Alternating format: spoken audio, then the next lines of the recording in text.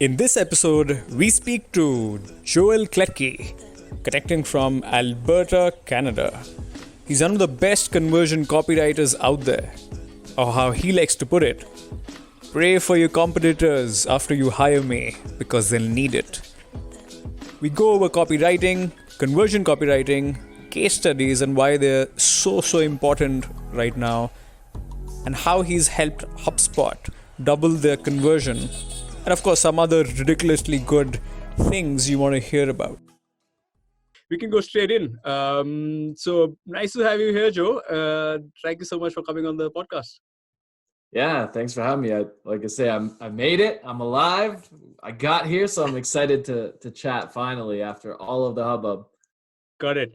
Let's go straight in, man. Like, I want to know what your story is, who you are, what the background is, where you are right now, and Sure. How did you get to doing what you're doing right now? Yeah, so I'm in Calgary, Alberta, Canada. So I'm on the west side of Canada by the Rocky Mountains, which is awesome.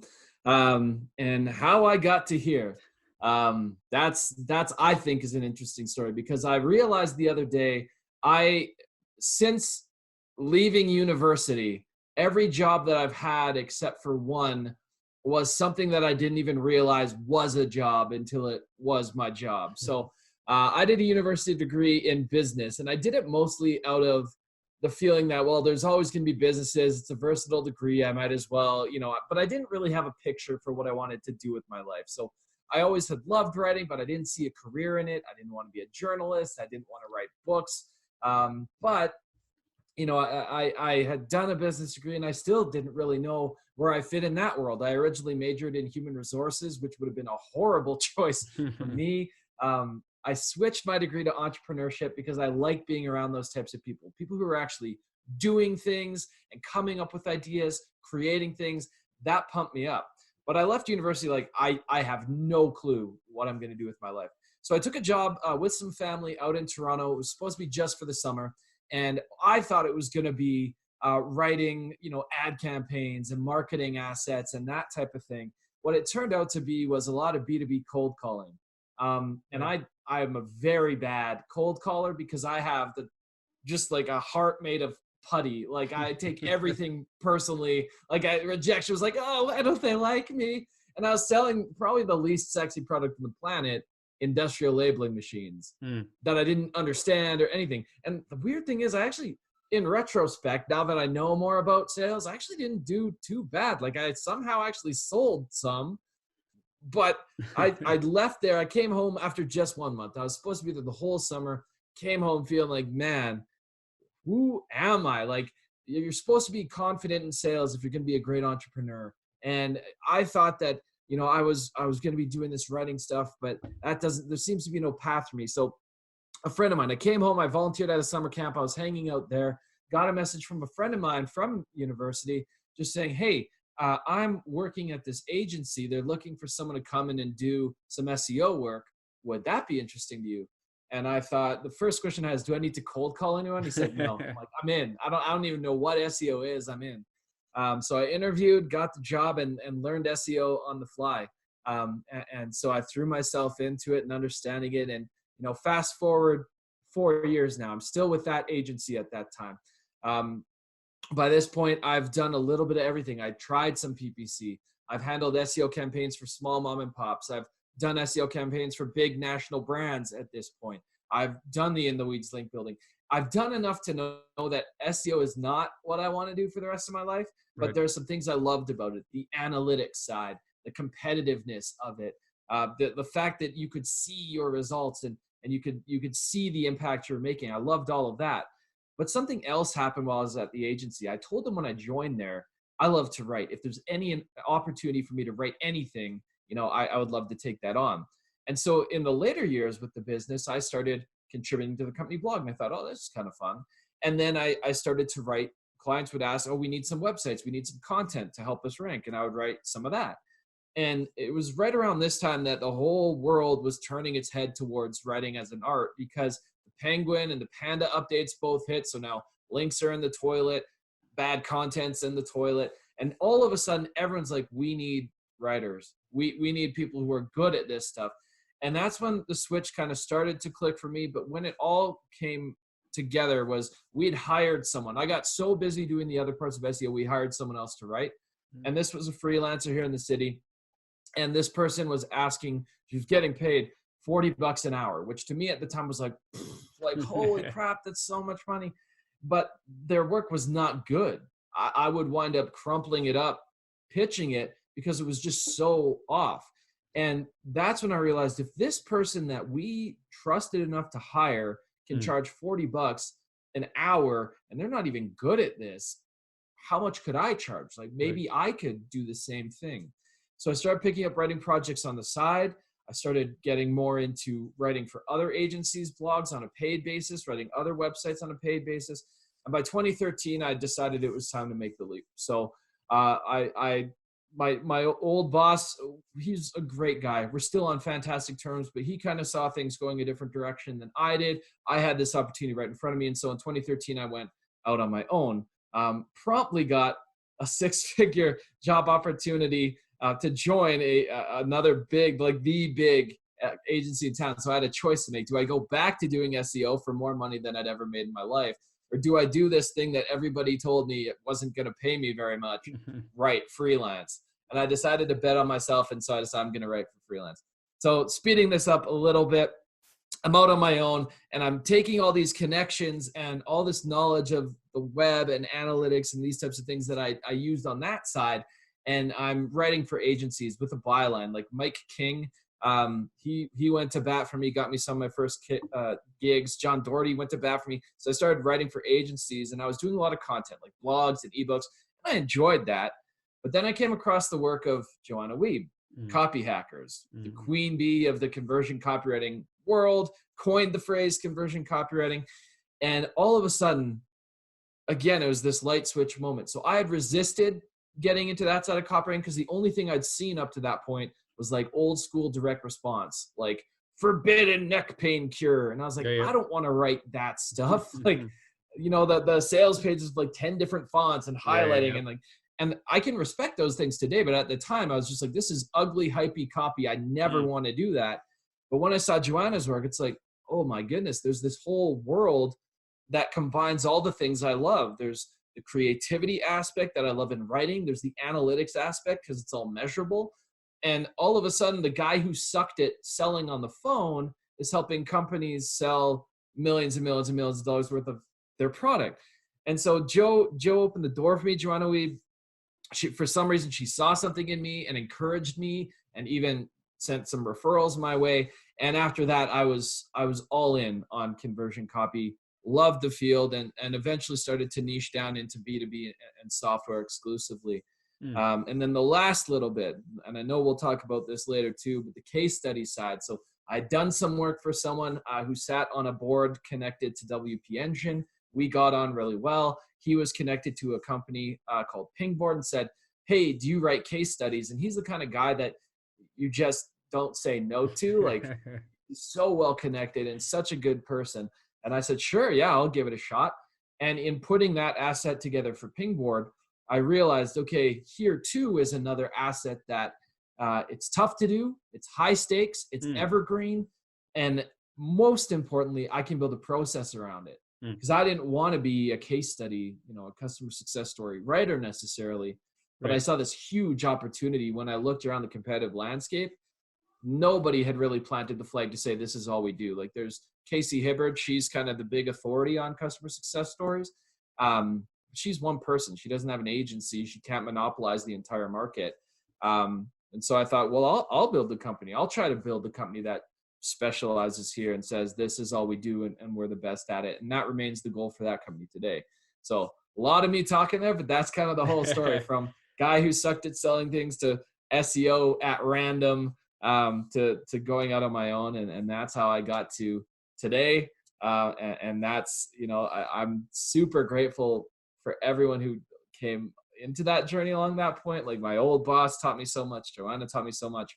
And I continue to just learn from a lot of people. And it's an exciting spot to be in. No, I think it's it takes one what do you call it, adventurous entrepreneur is what I would call it, sort of spot opportunities, stick with. Also, I think being humble about honing your craft. I think that's something that you see across your journey that you mentioned. So kudos to you. You've just put it out very nicely, and I think you're taking your opportunities in a very very graceful way, I would say, compared to most of the other guys around. So that's good. It gives us enough what do you call it, foundation to build upon, which Yeah. brings me to like the basic stuff. So help us out. So we got people who don't know what copywriting is, right up to people Yeah. who know really well what conversion copy is. So I'm going to throw quick fire. So what is copywriting according to you? I mean, I don't want to go textbook, but like, what is copywriting? Sure. So I think a lot of people would say that they just say any writing is copywriting. So there's some people that use copywriting to talk about writing content or writing ads and so on and so forth. For me, copywriting is more specific to writing sales type assets. So, I would say content writing is more the ebooks, the guides, and blogging. Content's that side, and copywriting is more, the sales assets or the things intended to drive a sale or to support a sales function versus just like say a piece of marketing content. There's a lot of overlap and confusion though. So whatever you want to use that word to refer to, at the end of the day, it's writing. For me, copywriting is salesmanship in print versus telling like a content-based story. So you think a good way to put this would be copywriting is more attuned to a business outcome compared to, let's say, a general, let's say, metric of engaging with people, etc. So like, when a company is looking at actually getting a particular outcome, a KPI that they want to hit, mainly around a sale or around revenue or a lead, etc. That's where you think copywriting is a fit description for it.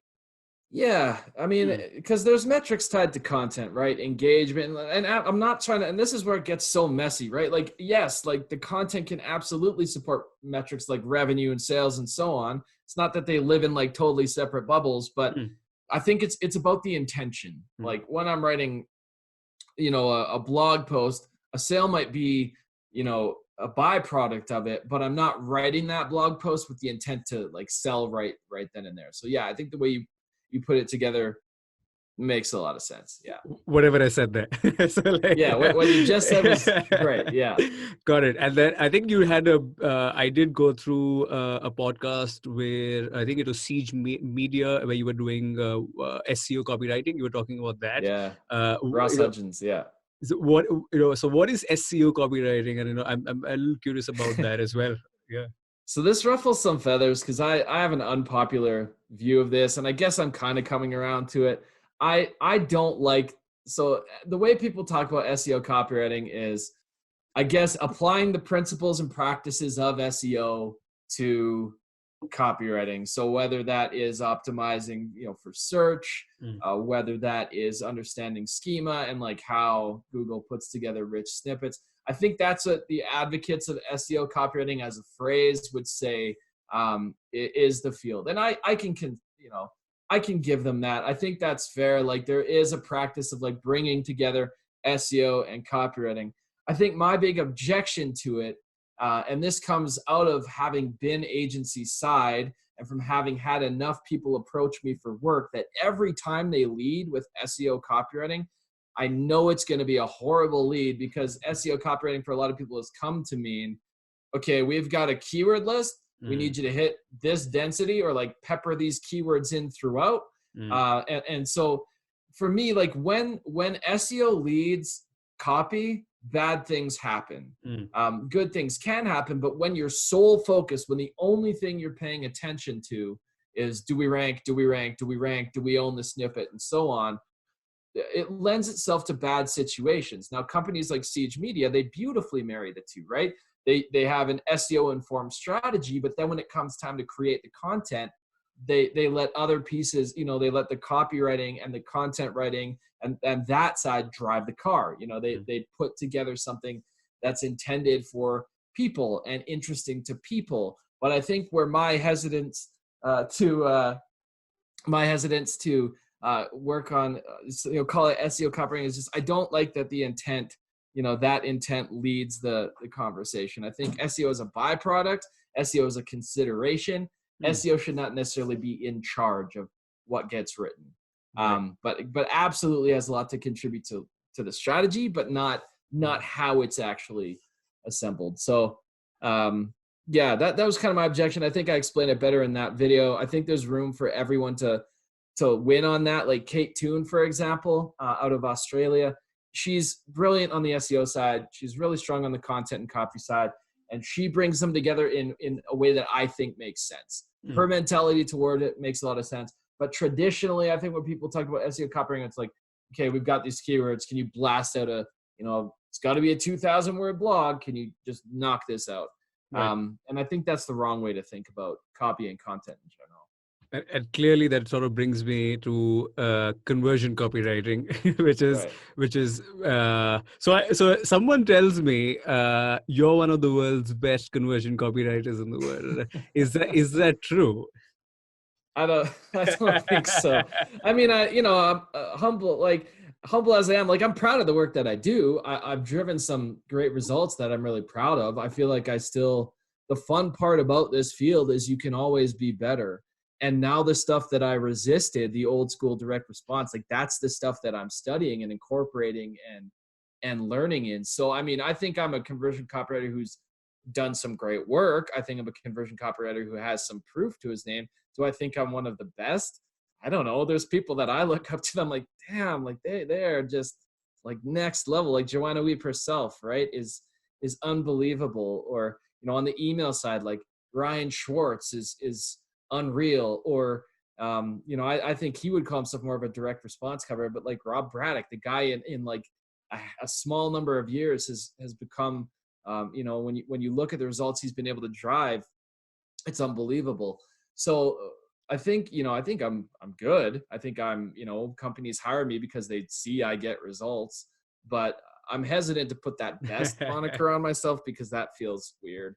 But what is conversion copywriting? And again, this is like this messy pile of words. And at the end of the day, does it really matter? I don't know. Conversion copywriting is kind of when you take direct response is, primarily you're trying to drive an immediate and specific action. So you're trying to get someone to directly respond to the thing you've written. I think conversion copywriting kind of piggybacks on top of that, and it's sort of direct response for the digital world. So bringing in some of the analytical tools to it, writing specific to the web mediums of landing pages and websites. There's so much overlap between like a landing page and a sales letter and those types of things. So again, it's kind of this big mucky pile. But when I think about conversion copywriting, it's writing to drive a specific and immediate action specifically for the web. Writing to drive, and that action doesn't have to be a purchase. It can be a download. It can be sign up. It can be getting them to pick up the phone and call. Lots of different conversions we can write for and optimize to. But that's the way that I think about it. So direct response and conversion copywriting are intimately linked. You can practically use them interchangeably, but I find conversion copywriting a little bit more helpful because it sort of immediately says, okay, this doesn't apply to like print. That's not really the conversion copywriters I know. They're not really focused at all on the offline. It's all about the online. Got it. Which is my next question is something that I don't know if you're allowed to share a lot of things, so I'm just gonna like shoot the question. So it's what is the most interesting copy you've ever written? Yeah. I mean, I feel like every project I work on, there's something interesting to it or I wouldn't take it, right? Like, but I think lately, like I collaborated with a writer named Rachel Buchert. She's someone who, she's so smart. She's a little bit newer to the game, but just super sharp. And I'm really careful about who I work with, and she's phenomenal. Her and I sort of tag teamed a site called Investors Club. And so it kind of takes the whole world of like Empire Flippers and Flippa, like buying and selling online businesses. But what Andre, the founder, has done with it is he's made it a private membership and gotten rid of all the stuff that people hate about buying and selling businesses. Like there's no fees for sellers, none. They don't take a cut at all. For buyers, the only fee is your membership fee, unless you decide to get a more hands-on service. Like they have VIP services where they take care of a ton of the work for you. But if there's a purchase that you manage completely yourself, they don't touch it. They take your membership fee, and you if you want to do all the work, you're free to do that. And so I don't like the word revolutionary, but like he's disrupting that world in a really smart way. And so writing their copy, if you go look at Investors Club now, and pretty soon they're going to have a new homepage that pushes to the buyer's page. But that was really fun because we got to take this novel concept and this sort of specific audience of elite buyers and sellers, right? Serious buyers and sellers, not the guy flipping sites for $2,000, the guy who's going to spend at least 10 to 20 to 30 to, 98,000 or more on a site. So there's some lines on that site that I'm particularly proud of. I think, on their new homepage, there's a line that will be there when they push live. It's a tagline or kind of a unique value proposition that works for the market that I like, which is just skip amateur hour and keep more of your money, which for that audience punches hard. They're going to get that immediately. Like nothing more really needs to be said. So I really like that project.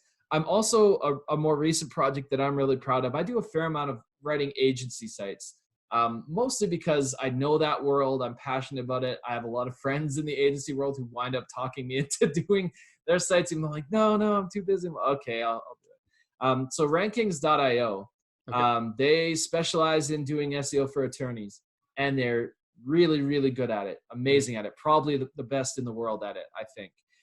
And so when you write for lawyers and attorneys specifically, they only do personal injury case, lawyers. And when you write to lawyers, they speak in power, right? They're aggressive. They want nothing but the best. And so kind of walking that tightrope between, cocky and confident, and being able to say things like, I apologize for the typing noise, but I'll just pull up their site right now. There's some lines on there that I think, again, I'm super proud of. Like if you look at Rankings.io's homepage, the headline, it's not particularly like creative or off the wall, but it hits hard in that we help elite personal injury law firms dominate first page rankings, right? Aggressive language, really, dominate and elite and that kind of thing. But then the first thing that you see is 4 buckets, and they don't jump into results. They don't jump into, we're so great, rah, here's our services. The first thing that they say is responsive, exclusive, accountable, proven. Those 4 values came out of the customer research because the number one thing that clients care about, because they've either been burned before or they're uncertain of the process, is how responsive, how does this company communicate? They care about results, right? They care about your examples. But where every other agency is going, results, we're so great, here's our process, Rankings.io takes a different tack and says, we're responsive. We're going to, like the line is, you'll get an immediate personal response even after hours. Again, not super sexy. Like it's nothing you maybe couldn't think. It seems obvious when you read it, but nobody else is saying that. Right. And so that hits hard for them. Or right below that, anyone can make you promises, we can give you proof.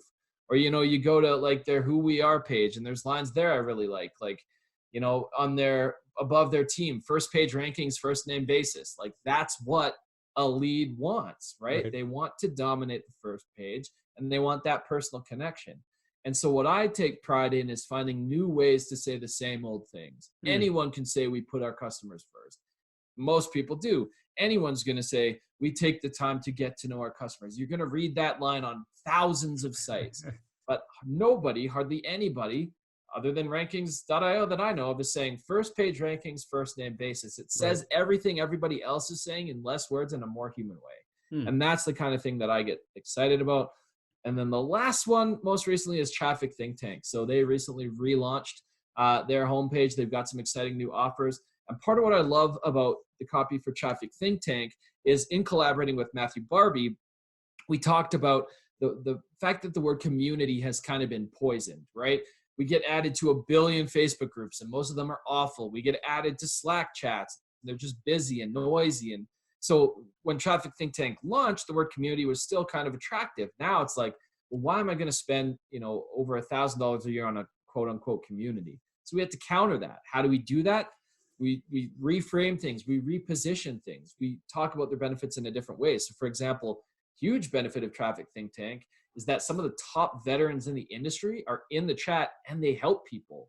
Like, you ask a specific question about whatever challenge you're dealing with. I don't care how specific. It's like, you could be, I'm migrating from this type of server to this type of server, and I'm dealing with this type of challenge. Somebody awesome will jump in and give you an answer that you'd normally pay thousands of dollars in consulting for, because they've been there. How do we communicate that in less words than I just said? So we talk to their customers. And one of the great lines somebody said is, try to think things like having a lifeline on Who Wants to Be a Millionaire for any SEO challenge, right? Or, you know, other lines like, it's like having a front row seat at a private conference with all the best SEOs in the world. Or, you know, you can, like, one of the lines on the site is, you can literally buy yourself a ticket to the inner circle of SEO and network on Easymode, right? So we're not just saying, hey, cool people are in here. We're like, here's a list of logos. Like, we have a list of logos of companies that people are from. But we use a lot of analogies on that site to help people anchor a new idea in something they know now. Because we can't just say it's a great community. We have to help them reframe that, because community is poisoned as a word. So when we talk about things like Who Wants to Be a Millionaire, or a front row seat, or you know, a first class ticket to the inner circle, or like, it's like having a board of, you know, the smartest SEOs, like a boardroom full of smart mentors available 24/7, that helps change the conversation. So those are some lines I'm proud of recently. But honestly, every project I try to, if I don't leave a project feeling like, oh man, I'm super stoked about something that we came up with there, then I think I'd call it a personal failure. At that point, I know I'm just phoning it in. Right. No, so I think all the three are so different as projects, you know, but it also brings me to the question around your process, you know. So what you mentioned is, let's say, the end results with all of these, or, you know, how you're able to take, but you're basically taking something which probably took you a few days, I'm sure, to put it mildly, and then you condense it into like maybe a 10-second, 30-second kind of a thing. Yeah. So run us through the process. You know, what does it take? How do you approach copywriting? And if let's say I come to you and I tell you, this is my agency website, how do I speak to you, and what is your process after that? Yeah. So I'll start by saying that process is the difference between great copywriting and bad copywriting.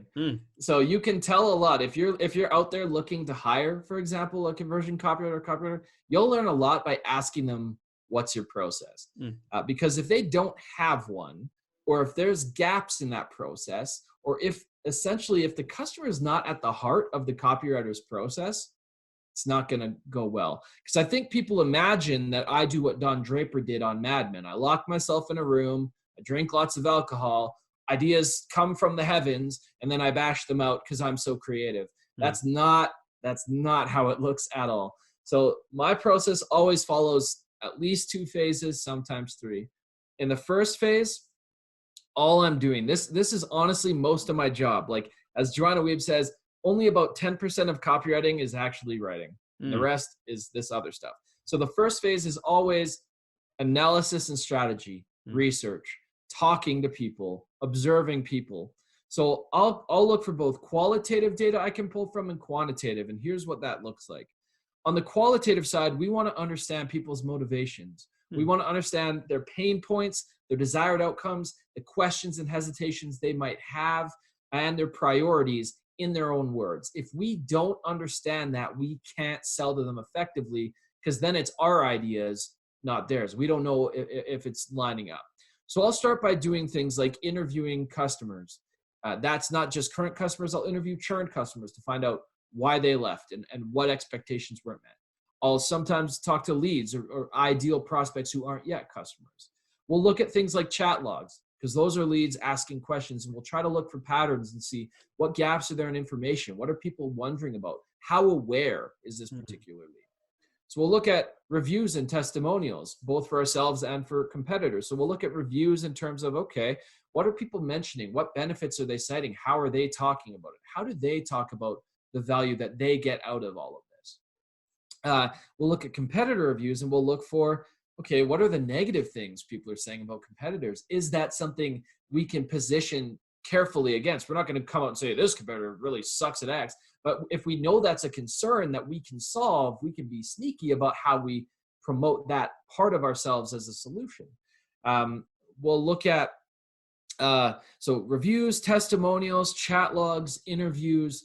That's kind of the qualitative side. I'll do text analysis. So I'll look for patterns. I'll look for recurring keywords. I'll look for what I call sticky copy, which is just anything that kind of, like those lines I mentioned earlier, anything that kind of punches you in the gut where you're like, oh, that's good. That's different. That's an interesting way of talking about that. From doing that too, we can also tabulate. We can see, okay, this particular benefit gets talked about more often than this particular benefit, or this pain's coming up all the time versus this one. That helps us decide how to structure the page, what to prioritize, what messages might be most compelling. On the quantitative/qualitative side is analytics. So we'll look at things like Google Analytics to see, okay, like this is a trick I learned from Michael Agard. If you look at the second page report, right? Sort by your most common landing pages, and then look at the second page they go to. What is that? And that tells you something about how aware a lead is, what information they might feel like they're missing. And then if you sort by who converts best, you can see, okay, if someone goes from here to here, they're more likely to convert overall, and those types of things. So analytics is a tool that we'll use. Google Search Console, or if they have keyword data on what they rank for, that can be useful because then you get a sense of awareness. Like somebody searching for best X, like best bike, they're at a different stage of awareness than somebody who's searching. This is a dumb example, like what is a bike, right? Like if someone doesn't know what a bike is, I have to have a different conversation with them than I do with the person looking for the best one. Right. Even different conversation than someone who searches my brand specifically. They're all at different levels of awareness. And then some of my favorite tools are heat mapping tools and recorded user sessions. So heat maps give us a sense of where attention is being paid and not being paid, but they're not great in isolation. You should never just look at a heat map and go, oh, we've got this solved, we've figured it out, because heat maps don't give you the context you need. They're a clue, not a conclusion. And then on the recorded user session front, what we'll look at is how do people behave? We'll watch. Where do they stick? Where do they stop? Where do they go? What confuses them? Where do they rage click? And those types of patterns. So a lot of my job is talking to people, looking for patterns, observing them, trying to understand and get in their heads, and collecting all the ammunition I need to then put together the messaging that comes next. The second phase is the actual writing. But unlike a lot of, I think, other writers, and I encourage every single writer I talk to who writes for the web to do this, I always write directly to a wireframe. So I need to know enough about design to be dangerous. I'm not a designer, not taking any designers' jobs. That's not going to happen. But I need to know enough about how to present information, because that impacts cognition. Will they understand it? Clarity. Is it clear? Comprehension. Do they know what to do next? And all of those things. So, I'll write straight to a wireframe, a rough skeleton. I'll lay it out in terms of these, here's the hero section. Here's how I see these buckets maybe being laid out. Here's how we could present this section and that. And then I'll collaborate, hopefully, with a designer who will take my ugly skeleton and turn it into a beautiful website. But I need to know enough about the wireframing and design to do a good job of that. So those are the two phases I always go through. And then the third, when the company has enough traffic, enough conversions, enough budget, then we'll do ongoing refinement. So we'll deploy it, we'll test it, we'll see how it performs, come up with hypotheses, and then test new things. I would love to say that we do that every time, because that's really the heart of conversion optimization.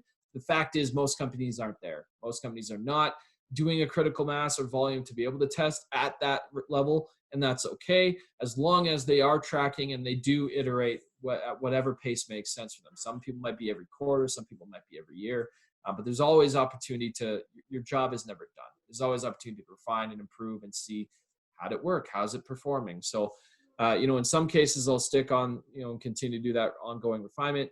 In other cases, I'll get them to deploy and we might revisit it, a year later, and that sort of thing.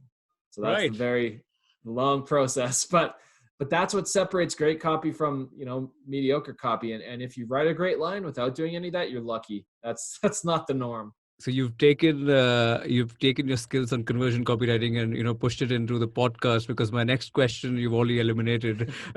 Like, what is the difference between good conversion copywriting and poor conversion copywriting? That's already out. So but the next one is something that I wanted to hear about.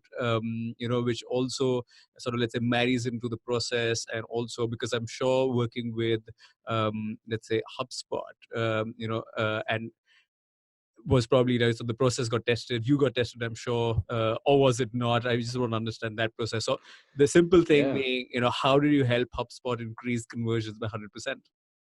Yeah. So the first thing I need to say plainly and state clearly is I didn't do that alone. It wasn't like Joel the White Knight riding in to save HubSpot. They already had a great team of people there. I collaborated with Josh Garofalo, another copywriter. We knew the scope was too big for me to handle alone. So I had seen Josh's work and tapped him in on that as well.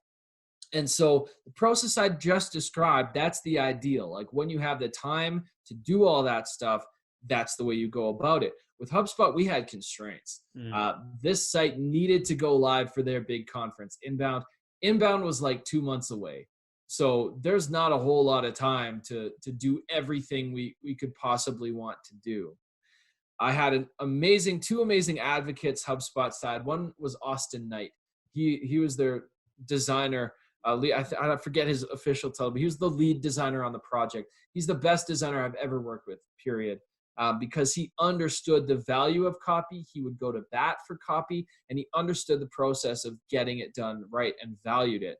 And I learned a lot from him in terms of design and presentation, but having a designer internally that advocates for what you do is a game changer. And then the other person was Pamela Vaughn, who picked up all the pages we couldn't do, led the process on those. She carried a ton on her back. So I have to give credit where credit's due to all those different people. But how do we double their conversions? A multitude of different things. The first was HubSpot was going through this transitionary period. They had been known as a marketing platform. Now they had a CRM and a sales platform and a marketing platform, but their messaging hadn't caught up. And with so many people having contributed to the site over time, it was kind of this hodgepodge of different ideas and voices and tones. And there wasn't a lot of consistency, which happens to a lot of great companies as they grow, right? You have a lot of different hands just trying to keep things going. And so we needed to make a really focused effort to find unified messaging, consistency. Where are we planting our flag? What's the big claim? And so with the time constraints, we also knew we can't do the full battery of research we want to. That we can't do everything we need to. So what do? And so we zeroed in on a few key sources. We ran some surveys of core customer groups, and we pulled voice of customer data and insight from there. We looked at chat logs. Chat logs were hugely illuminating because we saw the questions being asked were things like, which tool do I need if I have to do that? And do I need both tools, or can I just use the one? And there's a lot of confusion around HubSpot's new model. They had recently launched their free CRM, which was nice, but people weren't really seeing the connection between products. They kind of saw them as these islands. They primarily still saw HubSpot as marketing software. They didn't really get how pricing worked. So there's a lot of confusion through that. So we looked at chat logs. We looked at surveys. We looked at past interviews that their team had already run. We talked to people internally on the sales side and the marketing side and so on. So we collected what we could in the time that made sense. We only had about 2 weeks really to pull everything we need together. And that was possible because HubSpot has such a huge critical mass of customers. But we had to be selective about what we did. Once we had this information, then it was time to delegate and decide how do we do this? Because I couldn't write all the pages. Josh couldn't write all the pages. Pam couldn't write all the pages. Austin couldn't design totally unique pages for every single type of page. So what we had to do is we came up with some templates. We said, okay, based on the research, these are the types of sections we know we need on these pages. And we couldn't wait for copy to be done for Austin to start his job. He had to start designing now without the copy. And we had to start writing knowing that what we did was going to sync up nicely with what Austin was doing. So we kind of did a baseline. We said, okay, here's a rough skeleton before copy of what these pages are going to look like. And Austin could go from there and do his version one. We templatized all of the core services. So the CRM, the marketing, and the sales all had a similar template. It would be different content, but the same type of sections. All the features pages had the same template, different content, but the same template. And then Josh and I divided and conquered. I took the home page and the marketing page. He took the sales page, I think, and we tackled different areas. The place that we landed, though, the thing that we realized is that core problem I mentioned where people weren't understanding the connection. They didn't understand HubSpot's new identity. They didn't really understand how this all came together. So one of the most influential things I think that we did were the lines, And I think, and pardon the typing, I think it's still on HubSpot's site to this day. So they've gone through, like any good company, they're constantly testing and changing things. But this line right here, it's on the homepage right now: powerful alone, better together. So that statement helped people realize, okay, I can use these on their own and I can bring them all together to make even bigger impact. And then for each different tool, we broke out what specific things it would help you accomplish, so they could stop asking the question of, do I need this for this or that for that? So, for the free HubSpot CRM, for example, everything you need to organize, track, and build better relationships with leads and customers. For the Sales Hub, time-saving sales software that helps you get deeper insights into your prospects, automate the tasks you hate, and close more deals faster. So that's really how it happened, is we found this way to plant our flag. We found this way to combine and focus the software. We had this ability now to pull voice of customer messaging for each different tool. We had templates to write to, and so on. What I think is an absolutely insane timeline for the scope of work we had to do. We were able to put together pages and messaging that really hit home, and it did really hit home. So I think they had something like a 35%, it's either 27 or 35% increase in product demo requests, either 27% or 35% increase in inbound phone calls. They had double the net conversion rate across their different conversion measurements. They had an increase in inquiries, and the people on the customer support side started noticing that they didn't have to explain things quite so often, which is such a big win. So it was it was the process I laid out before, but just like condensed into, okay, what's not the bare minimum, but like, what are the core critical things we can do here? And then a whole lot of teamwork to get it done.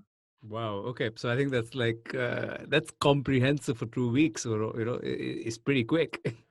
Yeah, we had two weeks to do the research, 2 months, something like 2 months to get the whole site put together. Nice. So, there wasn't a lot of time for lollygagging. We had to get the information we need, and then we had to put it out there and in time for this conference where they were going to announce, the launch of these other things. So it had to be there. Yeah.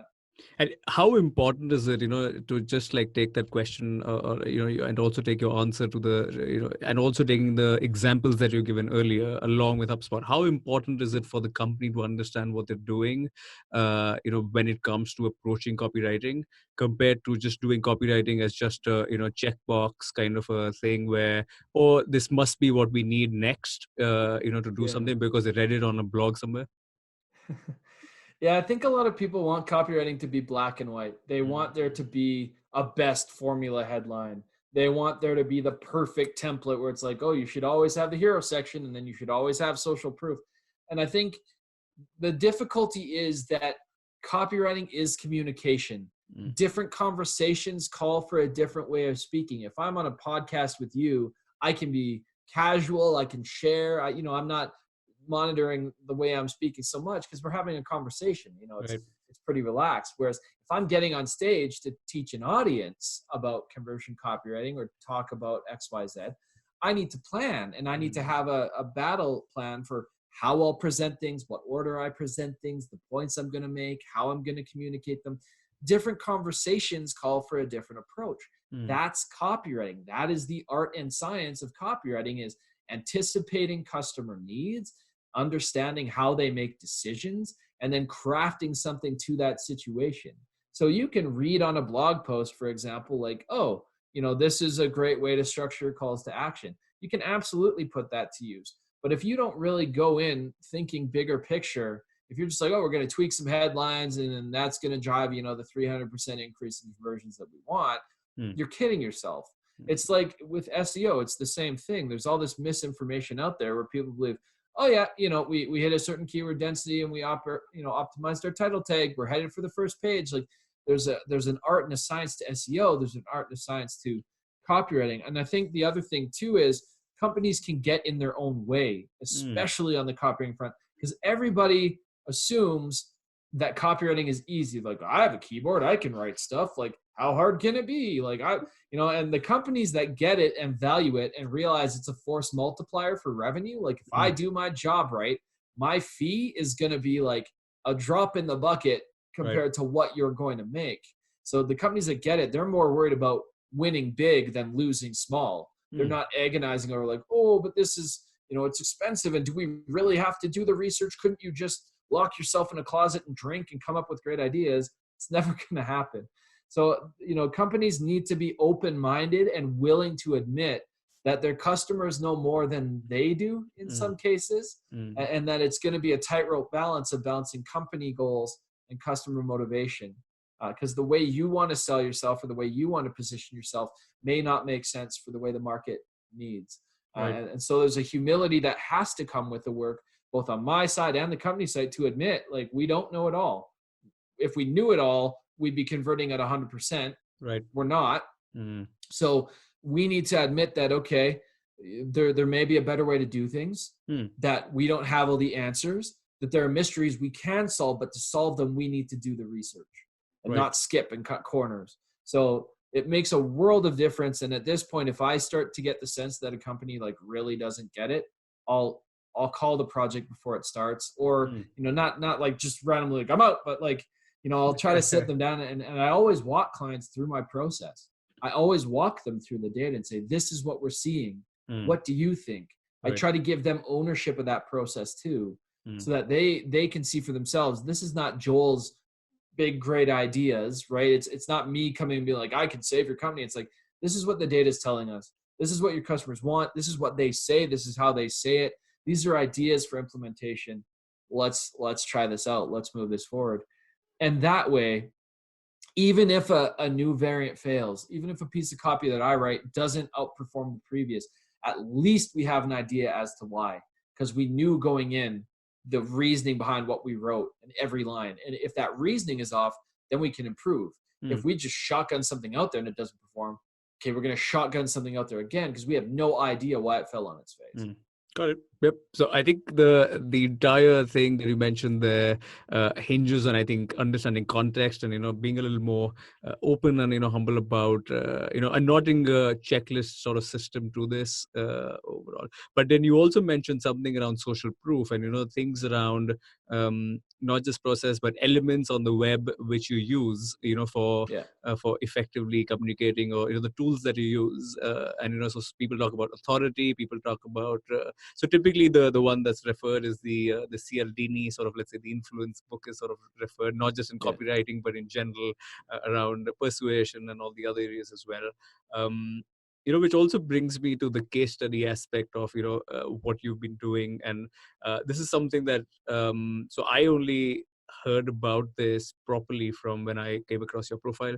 I knew about it because of from an agency perspective, you do put out case studies and you see them everywhere, etc. But then for it to be like an entire practice area is something that we weren't really aware of, and I know this gave me a little bit of more light on the subject. So where do you use this? In terms of, let's say, why case studies have become like important, and why should businesses care about case studies all of a sudden? Yeah, I think we're in a time where the way I always put to companies is, listen, as your market gets more saturated, your competitors, they can steal a lot. They can steal your design, they can steal your messaging, they can steal your process, they can steal your features. There's a lot that competitors can steal. What they can never steal from you is your customer success stories. They can never take your customer experience. They can't, because you own that. That's always going to be uniquely yours. The way you make people feel, the results that you earn, no one else can say, oh, we earned those. Like, no, like, you didn't work with the client. And so I really do believe that customer experience, customer success is going to be the last great battleground for winning leads. When there's parity in the market, especially in SaaS, when everyone's got the same features, when everyone's, you can either race the bomb with pricing or give it away for free. You can do product led, which, don't get me wrong, there's a ton of, makes a ton of sense in a lot of situations. But as we see feature parity start to creep up, how are people going to differentiate between companies? How are they going to know this one's better for me or that one's better for me? And so case studies and customer success stories, they're mission critical because they're proof only you have. They tell stories about someone just like your ideal lead made the decision that person is debating and got the result that they want. So they're powerful that way, and that it's not a marketing message from you. It's someone who got an experience that this person wants, advocating and saying, yeah, I made a great decision here. I'm really proud of it. I think something that's overlooked, but we're working hard to make people more aware of is, for a long time, I think customer success stories were used as bottom of funnel assets only. Like, okay, give them to the sales team. When they get to the bottom of the funnel, we'll hit them with some case studies, and then they'll be impressed and they'll convert. I hope what companies are realizing is that's not the only use case. You can use these at the top of the funnel to make people aware you exist and of the results that are even possible. You can use them in the middle of the funnel to nurture and upsell, right? Like, let's say your active campaign, you're an email platform. You've got these amazing features that someone like me doesn't use because I'm like, I don't need that. If I get an email from Active Campaign that's like, hey, Joel, we've got enough data to know that you run a newsletter. And we could just say, buy this feature. It's really cool. Make the upgrade. Here's a story about someone like you, one-man shop on the conversion side, use this feature, got this result. That's a totally different message. And that's using a customer success story to get me to upsell. I'm an existing customer, right? But companies are blind to this right now, where it's like, oh yeah, we'll use them at the bottom of the funnel, or we'll shove them on like a sad little spot on our website and hope people find them. But customer success stories and case studies, they have, I think, some of the highest utility of any content type, because they can work at any point in the funnel depending on what your goal is. So I think this combination of they're persuasive stories, they're uniquely yours, they have so much utility once marketers and salespeople realize the opportunities. Like, you can use case studies in cold outreach.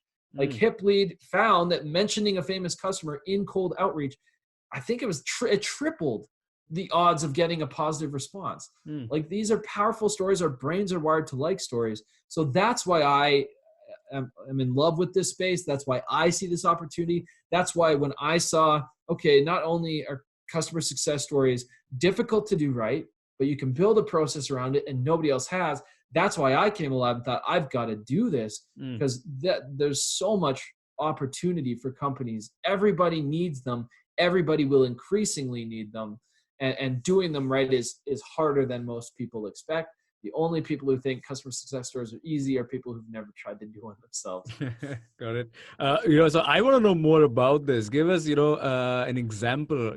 I'm sure you have plenty that I'm sure you've done, but maybe some companies that are doing well with this, who are leading this and have done this properly.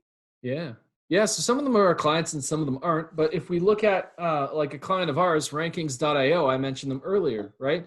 Now, the first thing leads want to know is, are they responsive? Are they accountable? Are they trustworthy? But a big part of bolstering that trust for an audience that's been burned before is, do they get results? Well, Rankings.io has this awesome suite of case studies that my team put together for them, showing like, yeah, here's a guy, who's running a firm, personal injury firm of your size. He ranks for this phrase. Here's what he's saying about what it was like to work with us, what it was like to work with the other guys. So Rankings.io, they lean heavy and hard on social proof and on customer success stories. Another client of ours, CartHook.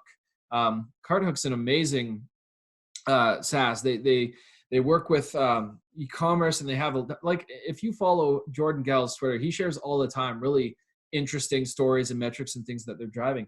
And they've found really interesting ways to bring case studies and customer success stories into their marketing mix as part of not just the bottom of the funnel, but part of their ads, part of the way they attract people, part of the way that they're, proving their value before the person's even, maybe even consider them as a solution. So they're getting some phenomenal, results with those. A local agency here in town, Tiller Digital, we did some customer success stories for them. They're trying to grow it and reach an audience outside of our city, Calgary, right? When they started, most of their clients were in this city. Having that social proof, those customer success stories to their name, has helped them reach customers outside their geography to say, we've solved problems for people like you. We're not just a full service shop. We know this space. We've got the proof, and it's given them inroads to do those things. Some people who aren't clients of ours but are doing a great job with customer success stories and case studies, conversion rate experts. Their site is loaded with case studies, and their case studies are really in the weeds in terms of what we did. Here's what we tested. Here's why we tested it. Here's how we applied it. They're really detailed. If I'm at an enterprise company and I see, oh, they did this for Apple, or they did this for Nike, or whatever it might be, that's some solid proof. I can take that story internally, and I'm not going to look like an idiot for wanting to hire them. And then Client Boost. So The thing that impresses me most about Client Boost isn't the way their studies are presented today. Jonathan Dane is a friend of mine. We're going to have a talk about this soon, actually. I think there's ways they can improve the presentation and the stories themselves. But one thing they absolutely slaughter at, they're so good at, is they get buy-in like crazy. They get customers to agree to do these like no one else I've ever seen. So they have like legitimately like hundreds of stories. Now, how they present those and organize those and make them useful and promote them, that's a whole other conversation. But in terms of getting buy-in, which is an extremely hard thing to do for some companies, they're killing it, right? They're like the gold standard in my mind. So there's lots of companies, software companies, agencies. We do a lot with like cybersecurity and heavy tech.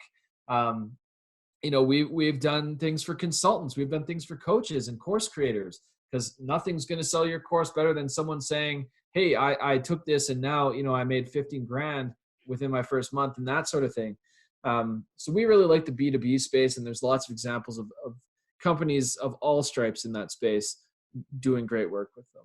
Nice. So it was something that, was a question in my mind. Is it limited to, let's say, a certain number of sectors, or is it something which is, let's say, limited to a particular kind of business? But you mentioned like a bunch of them overall. But there is, you think this could be like useful for like different kinds of businesses as well? I think almost I've yet to find a business I don't think would benefit. Like to put it like, if we want to go real niche, there's a company here in Canada, in Quebec, they make laser systems, like laser cutting systems, industrial laser cutters, and they have brilliant videos on their site showing these things in action. Those are persuasive. But imagine being able to say, okay, these guys, before they had this type of technology in their operations, then they brought in these laser cutters. Here's hard metrics surrounding the number of safety incidences that went down, the quality, the time saved, the cost savings. Like they do a lot with automotive marking. So like marking parts in cars, like the amount of time that they save means, time is money. So the amount of production increase. Like, yeah, video is cool showing how the thing works, but imagine you could say, Ford Motors they used to be able to produce 2,000 cars. Now they can produce 3,000 cars. Right. So I'm hard pressed to find an industry where this wouldn't make a difference. Yeah. Right. And which is an interesting thing, because I think that I'm sure there's a process around it, which you can sort of take to multiple industries as somebody who's in the, let's say, getting case studies or customer success stories in place. What's your process? Is it similar to what you have in the copywriting space, or is it something different?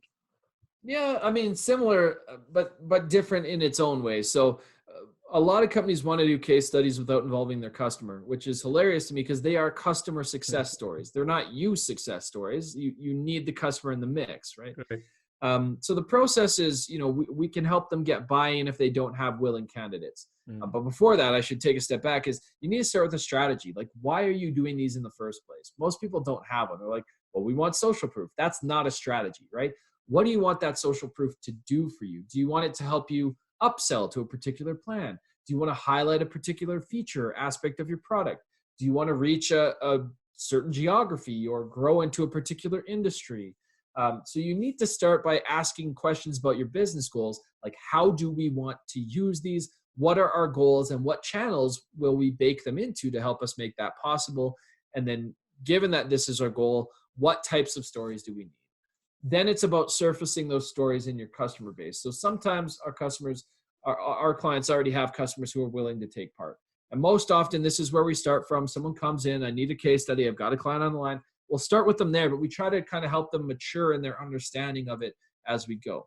So whether we're helping get buy-in by doing things like customer surveys, looking at NPS scores, looking at who might be the right fit, helping surface these stories, we might help them with that.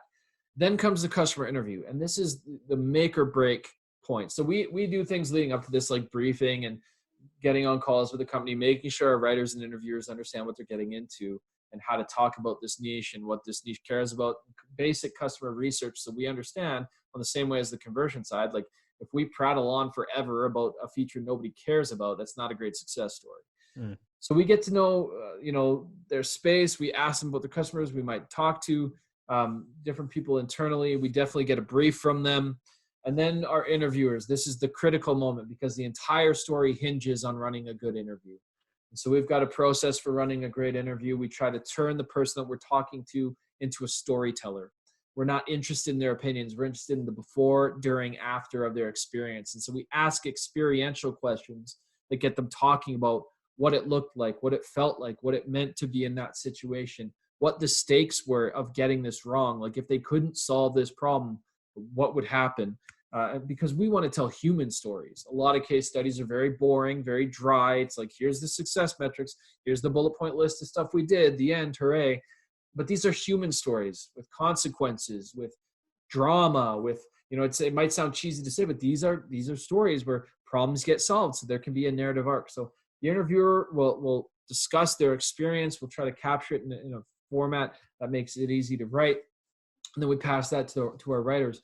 And our writers now have to turn that into a story that's compelling to read. So we work on headlines and headline formulas and formats. We work on the way we present results. We try to use challenge sections to inject this tension and this drama and set the stakes and make people care and be hooked into the story. We try to use their solution sections to not only talk about what was done, but why it was done that way. So the strategy that went into it, because too many companies just say, oh, we did web design and we did a local SEO campaign and this and this. It's like, that's not interesting to people. It's like, okay, at bare minimum, that tells them that you can do that thing. It doesn't tell them anything about how you think, why you did that, what went wrong and how you pivoted to solve that, because that's real life. And then in the results sections, we try to talk about not only the metrics, like, okay, so you saw a 35% increase in traffic, whoop-de-doo. What did that mean for the business? Did it mean you didn't have to hire a salesperson? Did it mean that you expanded into a new geography without having to buy, physical billboards and stuff? There's lots of different ways. So that's kind of our process for it. We have good processes surrounding revisions and managing from our client and from the customer, making sure everyone's happy with how they're presented. And then we help design the final assets. So whether that's social media sharing images, whether that's HTML pages on the site, whether that is PDFs, whether that is, there's a whole host of different assets we can create.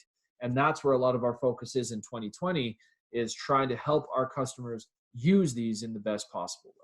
Nice. And, that's like, you've gone into so much detail in there.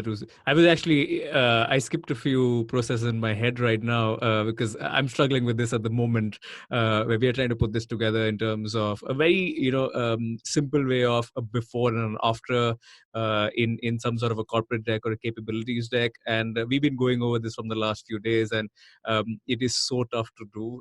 Like you said, it takes a lot more. You reminded me of the chat log, and I'm just going to dial back into that. But in terms of let's say the next immediate things that comes to my mind is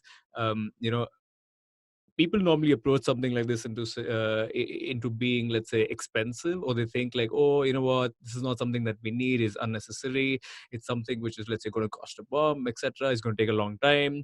Sure. What do you think the misconceptions are? Or maybe they're right, but tell me if there are misconceptions in that space.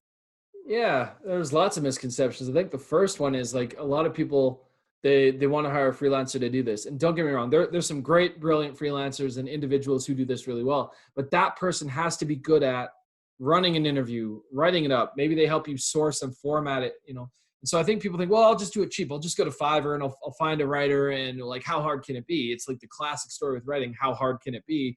Turns out pretty damn hard. Like, there's a lot of thinking that goes into doing these right. So I'd say that's the first thing, is they think, oh, we'll just do it ourselves, or we'll just hire someone cheap. I think the tricky thing is when people decide to do it ourselves, like, yeah, a lot of companies do these in-house and they do them pretty well.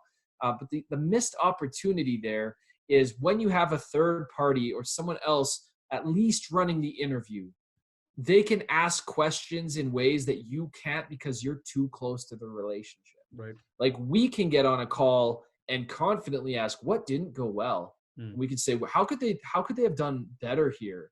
We can ask them questions, like, what did that mean for you? Or some of these more emotional types of questions, and it won't feel weird because they know we're there to capture a story. But if it's like, Jill, the sales gal, and Mary, the client, it's going to be like, oh, how you doing? Good. Okay, I got a list of questions and I'll rattle it off. And you may not get the level of depth that you might by having someone else who specializes in that type of interview to get those questions. That's another big misconception, is that the entire art of the interview is just in the questions you ask. It's not. You can have a great list of questions and run a horrible interview. Because if the art of the interview, the thing we look for when we hire interviewers is, how do we know where to press in and where to step back? How do we know where to dig for more information and what's interesting? How do you ask the same question a slightly different way if the response you've just got isn't what you need to tell a great story? That's hard to do. And if all you're doing is staring at a list of questions and rattling it off, you might get a good story, but you're going to miss things. You're going to miss opportunities. So I think that's a big misconception. And on the price thing, I mean, I always put it this way: for the wrong client, we cost a fortune. For the right client, we're an insane bargain. Right. Like we're kind of right now today, we live in the happy medium of like, we're more expensive than a freelancer for sure. We're not trying to compete with them because we do this at a level they can't do. And I don't feel it's arrogant to say that. I feel like we do.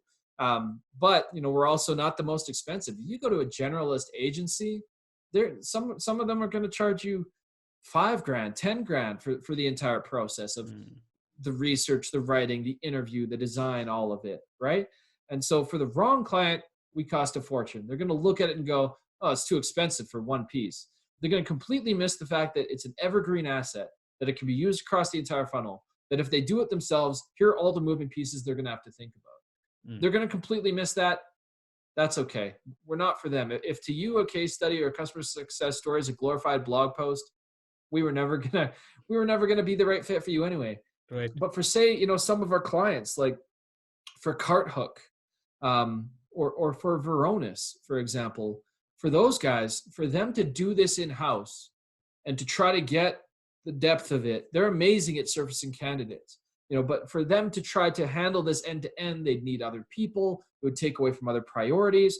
And they do a lot of work right now on how they promote these themselves. But the amount of stuff that we take off their plate, there's no way they could match the price that we can give them. So yeah, I mean, we're not cheap. We're not trying to be cheap. If you want cheap, hire someone cheap, you know, roll the dice.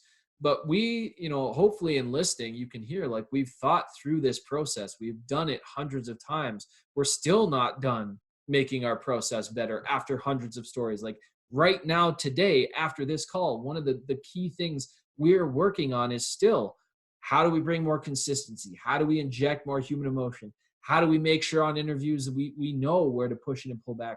How do we make sure we always understand the product inside and out, right? Like who that's going to write your case study is going to come to you and say, I need to demo the product before we go ahead. Not a freelancer. Right. Okay, oh yeah, set up the call. Let's do it.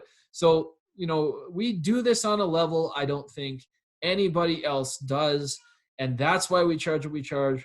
And if you're not looking for something that in depth, do it yourself, hire some cheaper, get the result you get. Might be great, might be awful. But for the right people, you know, we're going to take you out of the equation in the places you don't want to be in, give you control over the parts you do want to have control over. We're going to get the best possible story. So I think, you know, those misconceptions about how easy this is and that sort of thing, we come up against those. But, you know, we're not for those people. We're for the people who see, okay, you know, like I say, the only people who think these are easy are the people who've never tried to do it themselves. Yeah. And I think that's a fair point. But for the people who, let's say, are the right people, what makes a great case study, Joe? What's the so they're making this investment, which is fair. I mean, for growing a business, it makes sense. You're going to, like, let's say, you want to invest with the right people who can deliver and who know what they're doing. And this is something which is, let's say, earlier in ignored space. People just slap something together. But now there's, let's say, some proven agencies who can, like, you know, perform on that. So, but what do they get? Like, you know, not in terms of end deliverable, but like, what makes a great case study? Yeah. So kind of what I've been talking about to some degree, like the process that goes in, for sure. A great interview makes for a great story, makes for great sound bites. You know, we've tested and tried, you know, can we get the same level of depth when we just send like a questionnaire versus getting on the phone?